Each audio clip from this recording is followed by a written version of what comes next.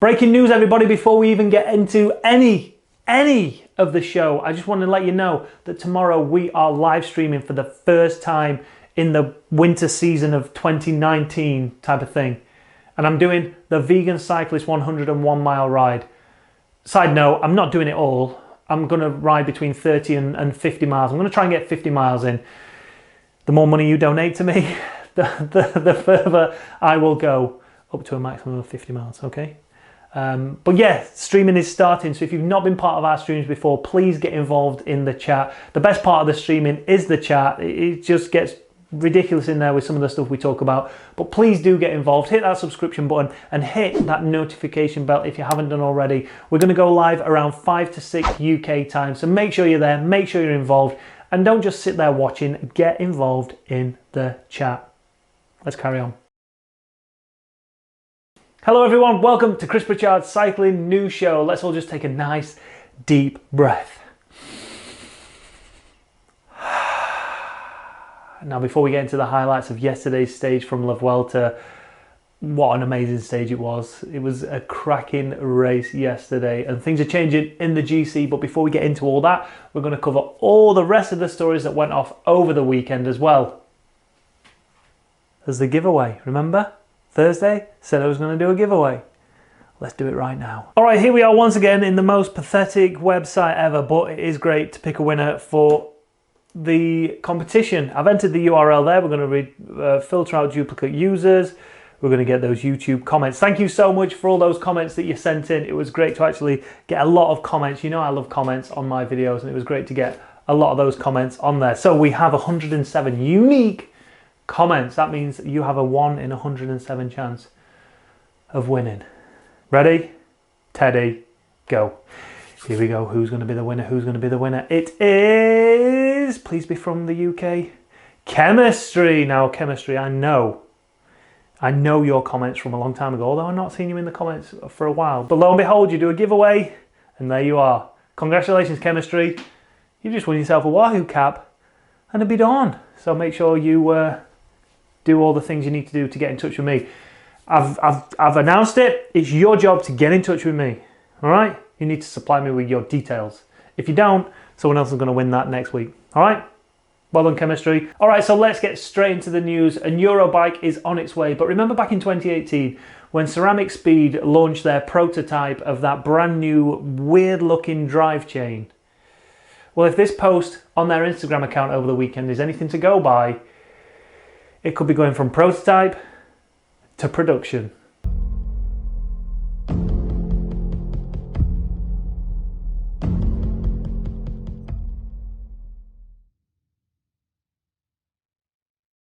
Right, straight away, I'm getting straight into it. Drop your comments down below. What do you think is happening here? Are we going to see a production version of this amazing looking weird drive chain, much more efficient than a normal drive chain, much more aerodynamic than a drive chain? Ceramic Speed are claiming it could save as much as 8 seconds over 40 kilometers. But not only that, it's supposed to reduce the drivetrain friction by 49% compared to a standard Dura-Ace group set. Now, I'll be honest, I don't care about free speed. I don't care about free watts. I don't care about a 49% reduction in drive chain friction or the fact that it's more aero than a standard drive chain. All I care about is the aesthetics. Am I going to look good on this bike with this brand new driven drive chain from Ceramic Speed? Well, actually, yeah, I think I am. Look at that. And on first glance, yeah, it looks like the chain is missing and it looks like an unfinished bike. But I like the looks of it. It looks cool.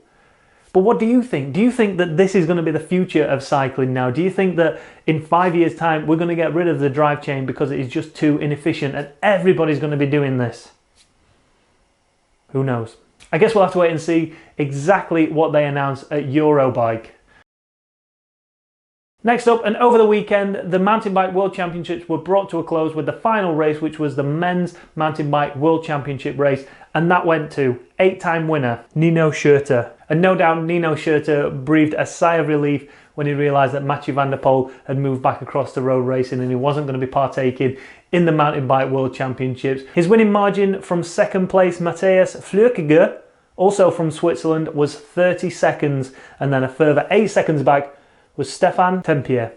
But over in the women's category, it was the French who took the overall victory. Pauline Ferrand-Prévot took the top step in the women's category, winning by a margin of 43 seconds over Swiss rider Jolande Neff. Third place in the women's was Australian Rebecca McConnell. Ferrand-Prévot did not have it her own way though. She was way out of contention on the first lap, 49 seconds down on the main leader.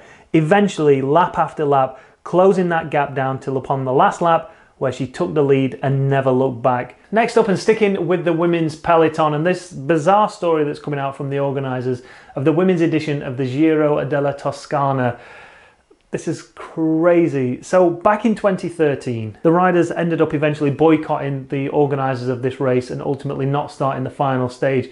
If you head over to Pro Cycling Stats and look at the finishing stats for the third stage, you'll notice there is a lot of DNSs. Now, these riders felt that they had no choice but to boycott this race simply because the organisation was just abysmal. There were incidents of riders being given the wrong direction. There were incidents of riders having to race on open roads and not closed roads. And for a UCI sanctioned event, that's just downright wrong. And also, the organisers had mentioned that if you weren't in the front group where the rolling road closure was, then you were just left to your own devices and you had to just race yourself to the finish, whether that meant open roads or not. So if you weren't in that front group, no matter how big or small that front group was, if you weren't in that front group, the chances are you were going to get left behind and you had to fight your own way through traffic to make it to the end of the race. So come stage 3, these women just went, you know what, we've had enough, this is not good enough. Now you might be thinking to yourself, Chris, why is this even relevant in 2019? Well, the organiser has said that they will not allow any woman that took part in that boycott to race this year's edition. And the Cyclist Alliance has got involved in this and they've tweeted this statement out. The Cyclist Alliance is disappointed with the decision of the Giro della Toscana to ban certain individual riders from starting their race this year. These riders took the responsibility to stand up for themselves and for their colleagues' safety by protesting and neutralising the race in 2013. We are happy the race organisers have improved the race safety and we hope race organisers, teams and riders can continue to improve this sport together to make it safe and attractive for all. We believe this is best not by banning riders but by keeping the conversation going. We hope this situation does not prevent riders from standing up for themselves and others in the future. And even a bigger reason to stand up together is because without riders, there is no race. Now to me, this sounds like the organiser has just thrown his toys out of the pram and he refuses to play anymore. Like, come on, let's take some responsibility. If you've organised an event and it wasn't good enough and it involved women or men having to race through open roads against traffic, then you need to take a serious look at yourself. Don't blame the riders for this. This is on you to sort out, and you should be thankful that those riders took that stand for you to actually acknowledge that you made a mistake and that you need to do better. What was if one of them riders got killed in that event? Like, how would you live with that, knowing that your bad organisation skills caused someone to be seriously injured or killed? Like, sort yourself out, organise a proper race for professional athletes, give it the credence it deserves, sort it out and allow any rider to take part in it. And don't just ban them because they decided to take a stand because they felt that their health and their safety was put in jeopardy by you organising a bad race. End of. Sort it out. Next up, and one of the main stories over the weekend, is that we saw Chris Froome back on his bike for the first time. This wasn't a conspiracy, this wasn't a stunt double, it was Chris Froome. Nico_Ison tweeted out, "It seems to be going pretty well for Chris Froome. The rider is explaining his downfall to a colleague around Nice today. What mind to come back so quickly on a bike. Hat! Chapeau, obviously. Clapping hands emoji, clapping hands emoji." But what interested me the most was not necessarily the fact that Chris was on a bike, because we never actually saw him ride. Conspiracy. But what I wanted to know was, what was he actually saying?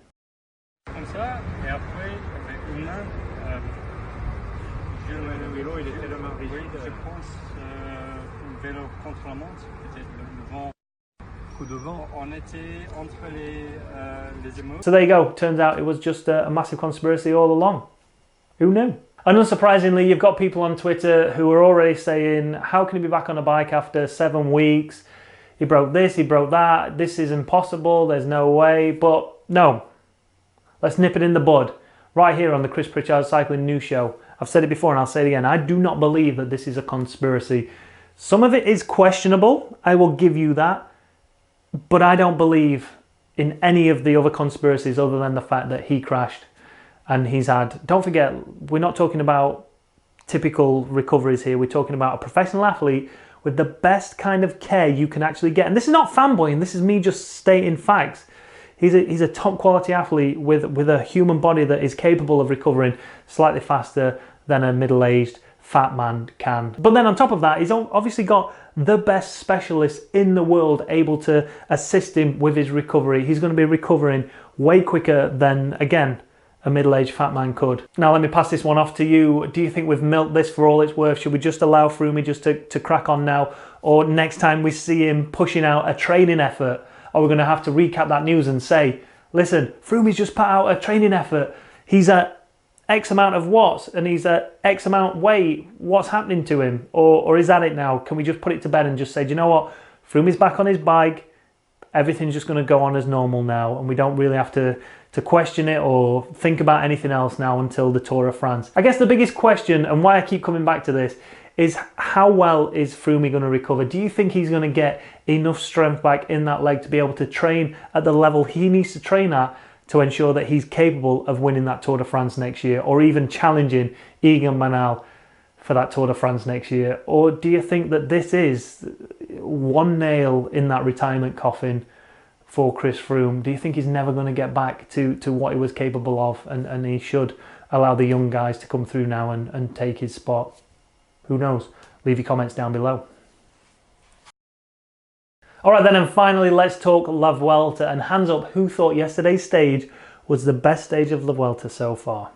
It was amazing. It had everything. And it was nice to actually sit down and be able to watch it without having to work and watch and try and work out what was happening. There was just riders all over the road, but ultimately, Tadej Pogačar took the victory. And that victory was assisted and made a hell of a lot easier by the fact that Movistar, well, they decided to work as a team for once. So with a couple of K to go, you had Marc Soler up the road, ready to take that victory. He was looking strong, he was looking fast, and it looked like no one was going to touch him. But then obviously the DS from Movistar got on the radio to him and he said, hey, can you wait for Nairo? He's on his way. And he was bloody fuming. He was absolutely fuming. Ahora sí, con un gesto, está enfadado, ¿eh? Bueno, esto ya será la intrahistoria del autobús de Movistar. Ahora sí, con un gesto, está enfadado, ¿eh? Bueno, esto ya será la intrahistoria del autobús de Movistar. So that meant that Marc Soler had to drop back. Tadej Pogačar and Nairo Quintana were together, and then when Soler got back, Pogačar went, and there was nothing Soler could do. He wanted to, and you could see he was pressing on, wanting to catch him, but he was just too strong for Quintana, so he had to just maintain the same speed as Quintana. And then behind Quintana and Soler, you had Valverde kind of yo-yoing, trying. He clearly wanted to get across to them, but because he couldn't make that clean break and not take anybody with him, he just kept bringing them back slightly, so then he had to slow down. And all this time, because Roglic had crashed at the back, so what we didn't see on the camera was obviously Roglic. I mean, you all know this, I'm just recapping it all. We didn't see Roglic crash or Lopez, but you can actually see, it's terrible footage, but check this onboard camera footage out from Roglic crashing.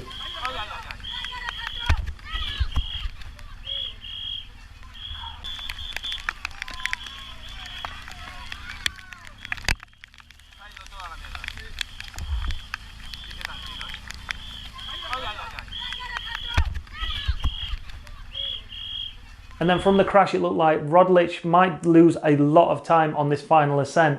However, he paced himself back tremendously to get back with Quintana, to get back with Lopez. And then ultimately Valverde and Roglic ended up dropping Lopez as well. He suffered a crash in that gravel section as well. We didn't see that one, but he suffered a crash, and ultimately he suffered a few losses on GC as well. So you can see the stage result there. Pogačar took the victory. Second position was Nairo Quintana. He now moves into the red jersey. Third place was Roglic. So not only did he manage to pace himself back to Valverde and the Lopez group, but he managed to take that 4-second bonus for third place. Alessandro Valverde in fourth on the same time as Roglic, 48 seconds. Fifth place was Marc Soler. I mean, he could have won that. Even when he was pacing Nairo Quintana, he wasn't having to go full gas. And I think to like 1.5k to go, he could have taken Quintana all the way up. But I think he thought, do you know what? Look this, I'm done. I'm not working for you anymore. And he just flicked his elbow and he looked in disgust at Quintana. So that now means, like I said before, Quintana is in the red jersey. Roglic is in second place. Angel Lopez is in third. Valverde at 20 seconds. He's still in contention. But again, it's going to come down to something similar to we saw at the Tour de France with Team Ineos. What is Valverde going to be able to do there? Is he going to be able to attack to try and move himself? Who am I kidding? Valverde will do whatever he wants. So with Valverde just off the podium, it's going to be really interesting to see what tactics he takes in over the next couple of days. Will it change at the time trial, and it means he won't have to force an attack during a mountain stage to try and get himself on the podium? Don't forget, it's only 3 seconds. What's going to happen there in the time trial? Is he going to be able to overhaul Lopez over that 3 seconds and put himself onto the podium? Tomorrow's a massive day for GC though, because it's the time trial. Everyone's looking at Roglic to take the red jersey there. Even Quintana said it in his post-race interview. Even though he's in the red jersey, he still feels that he's at a disadvantage because he doesn't have the time gap he kind of needs to limit those losses from him and Roglic in the time trial. So much stronger is Roglic compared to Nairo Quintana in that time trial. But is Quintana going to be able to make that time up anywhere else? He is. I'll be honest, he is looking strong. He's looking like he did at the Tour de France when he went off on his own. So who knows? Is that red jersey going to change hands again? Because it's already changed hands 6 times now, I think, within the first 9 stages, something like that. But as ever, leave your comments down below. Is Roglic going to be able to hold on to it? Are we going to see Roglic in the red jersey tomorrow? And what surprises are we going to see in the time trial tomorrow? Leave them down below. And there we go, that's the news. Thanks for watching, everybody. Don't forget, tomorrow we're going back to our live streams and we're streaming with a big event. It is the Vegan Cyclist 101 mile ride. Big group ride with the vegan cyclist.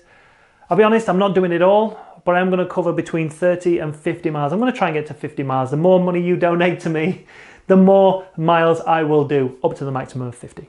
All right? But if you've not been involved in a live stream before, please do hit that notification bell. Please do hit that subscription button so you know when we go live with it, so you can get involved in the chat. The best part of the streams is being able to just interact with you guys, be able to chat all things cycling, do a little bit of Zwifting, find out what you guys are up to, and just enjoy a little bit of banter for a couple of hours. So if you want to be part of it, subscribe, notification button, and also go and follow me on Zwift so you know when I'm actually riding if you ever want to join me for a ride. Got all that? Hit that like button, hit that dislike button if you want, hit that comments, boop, section. Do it all. See you tomorrow. Peace.